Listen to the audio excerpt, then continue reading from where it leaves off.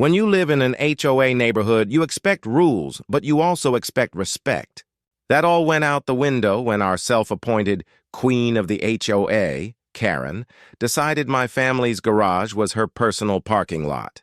One morning, we opened the door and found not one, but two massive pickup trucks parked snugly inside our garage. Grandpa nearly dropped his coffee. He'd warned her before about crossing lines, but this time she'd gone too far. He calmly walked out, locked both garage doors from the outside, and said, "Well, she can explain this one to the sheriff." What followed was a showdown between arrogance and old school. Justice, and Grandpa wasn't about to lose. Our neighborhood looked peaceful from the outside. Freshly cut lawns, white fences, and smiling neighbors. But beneath that, it was ruled by one woman. Karen Miller, the self-proclaimed enforcer of our HOA. She wasn't the official president. She was just the loudest, bossiest, and most entitled resident around. Karen had opinions about everyone's yard, paint color, and parking habits. Grandpa moved in with us after retiring, and Karen hated that from day one.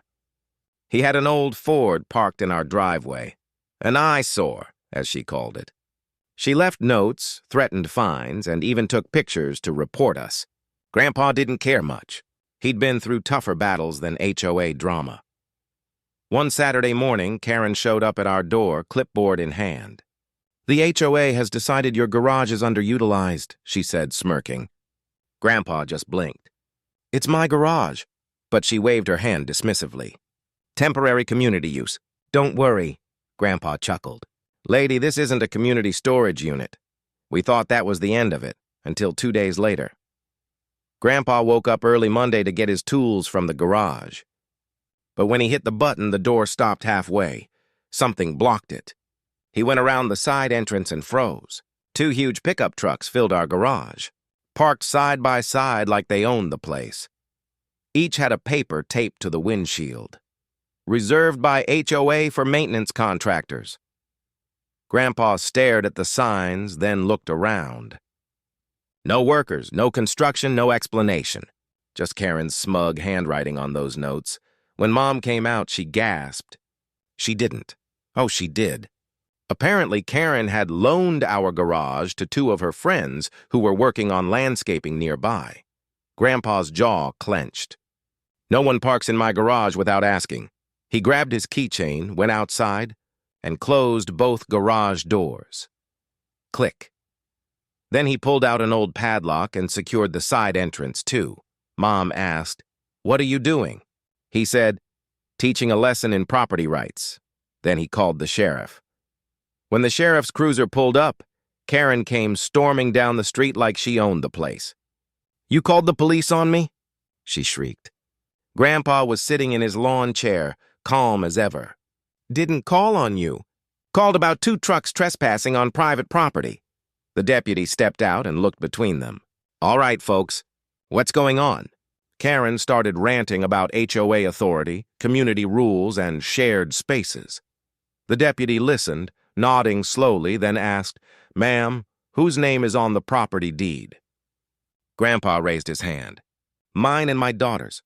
Karen froze. The deputy turned to her. "Then these trucks are trespassing," she huffed. "But it's HOA jurisdiction." He smirked.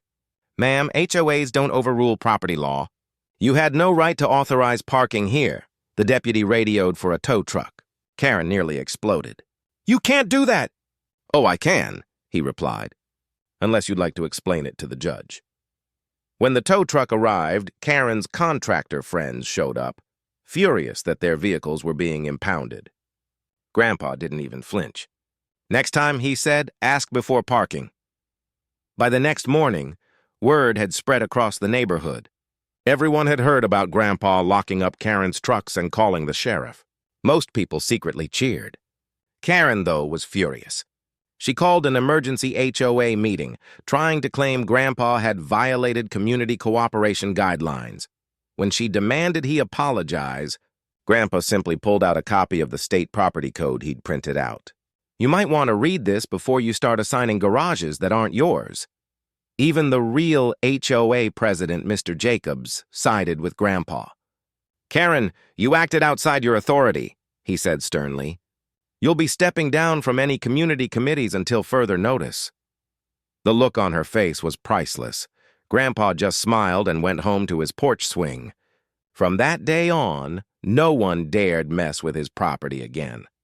A week later, Karen passed by and muttered, "You didn't have to call the sheriff." Grandpa tipped his hat. "Didn't have to park in my garage either." And just like that, the HOA queen lost her crown, all thanks to one stubborn old man who believed in simple rules. Respect others' property or deal with the consequences.